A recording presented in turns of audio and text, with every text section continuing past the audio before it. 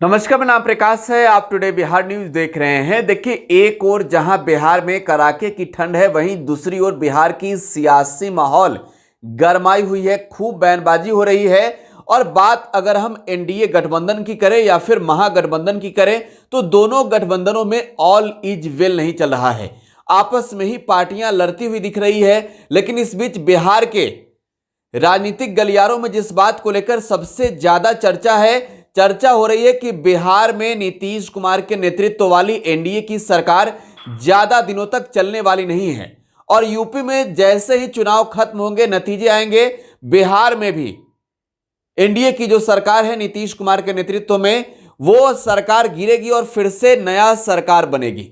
वो सरकार किसके नेतृत्व में बनेगी ये तो आप समझ सकते हैं और हम आपको बताएंगे भी। लेकिन पहले आपको बिहार के एनडीए गठबंधन का हाल बता दें। देखिए, बिहार में कई ऐसे मुद्दे हैं जिसको लेकर जेडीयू और बीजेपी में दो फार है। एक और जहां बीजेपी साफ तौर पे बिहार के विशेष राज्य के दर्जे की मांग और जातीय जनगणना के खिलाफ है, तो वहीं जेडीयू दोनों मांगों के समर्थन में। और जेडीयू का प्रमुख मांग है कि बिहार को विशेष राज्य का दर्जा मिले। लेकिन इस बीच दया प्रकाश सिन्हा का भी प्रकरण सामने आया, जिसके बाद से जेडीयू बीजेपी पर और ज्यादा हमलावर हो गई है। और इतना ही नहीं, ना सिर्फ बिहार प्रदेश नेतृत्व बल्कि जेडीयू की सेंट्रल यूनिट भी बीजेपी से खफा है। उत्तर प्रदेश में चुनाव है, लेकिन बात बीजेपी और जेडीयू के बीच ही नहीं, हिंदुस्तानी अवाम मोर्चा और मुकेश सहनी की पार्टी विकासशील इंसान पार्टी एक साथ है। देखिए, उत्तर प्रदेश में विधानसभा के चुनाव है, 165 सीटों पर मुकेश सहनी की पार्टी यूपी का चुनाव लड़ने जा रही है। लेकिन इसका नुकसान किसे होगा? इसका नुकसान सीधे तौर पे बीजेपी को पहुंचेगा।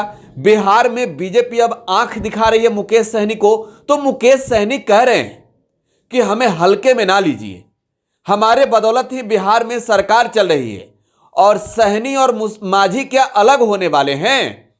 ये बातें मुकेश सहनी कर रहे हैं। लेकिन मुकेश सहनी ने एक बात और कहकर नीतीश कुमार और बीजेपी की आंखों की नींद उड़ा दी है, यह कि तेजस्वी यादव और उनके छोटे भाई हैं, तेजस्वी के साथ वो हमेशा करें। बिहार विधानसभा चुनाव 2020 से ठीक पहले जब सीटों का बंटवारा हो रहा था, तब महागठबंधन में शामिल मुकेश सहनी और उनके पार्टी विकासशील इंसान पार्टी को तेजस्वी ने तवज्जो नहीं दी थी। ऐसी बातें हम नहीं कह रहे हैं, बल्कि मुकेश सहनी ने खुद कही थी। मुकेश सहनी ने कहा था कि तेजस्वी यादव ने खंजर भोंका। लेकिन बिहार में चुनाव मुकेश सहनी ने एनडीए के साथ लड़ी और 4 सीटें जीती भी। भले ही मुकेश सहनी हार गए, लेकिन बिहार के नीतीश सरकार में मंत्री बने। उत्तर प्रदेश में जब विधानसभा के चुनाव है, तब अब मुकेश सहनी प्लान बना चुके हैं कि उत्तर प्रदेश में कैसे बीजेपी को अपनी औकात दिखाएंगे। टारगेट है 25 लाख वोट काटना। और बिहार में इसका कितना असर पड़ेगा, इस बात को लेकर आप इससे अंदाजा लगा सकते हैं कि बीजेपी मुकेश सहनी को हैसियत बता रही है, तो मुकेश सहनी कह रहे हैं कि हमारे बदौलत ही सरकार चल रही है, इस बात को भूलिए नहीं। देखिए, बिहार में तेजस्वी यादव को लेकर जब चर्चा मुकेश सहनी से करते हैं लोग, तब मुकेश सहनी तेजस्वी को अब छोटा भाई मान रहे हैं।